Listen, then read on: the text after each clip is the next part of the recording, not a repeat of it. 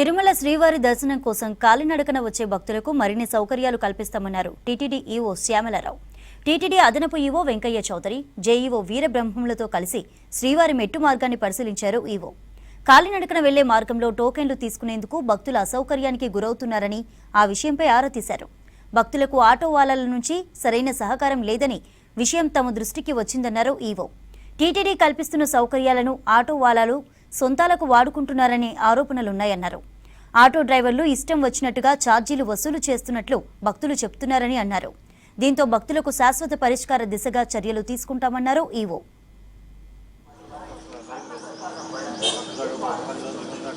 వీటిని ఏమైనా క్యూ లైన్గా వాడుతుంది, అప్పుడు కౌంటర్లు లోపల పెట్టడమా లేదా ఈ రెండు ఉన్నాయి కదా సార్? ఎగ్జిస్టింగ్ క్యూ లైన్ వాడుతున్నాం, ఎందుకంటే ఇదంతా అయిపోయింది.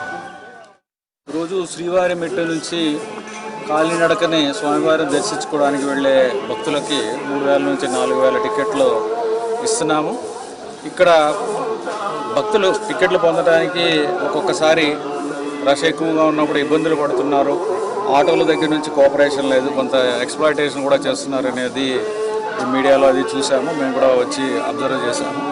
అది పోలీసు విభాగం నుంచి ఆ విషయాల్లో చూస్తున్నారు. ఇంకేమన్నా పర్మనెంట్గా ఏమన్నా దీనికి ఏమన్నా చేయొచ్చా అనేది చూస్తున్నాం, పరిశీలిస్తున్నాము.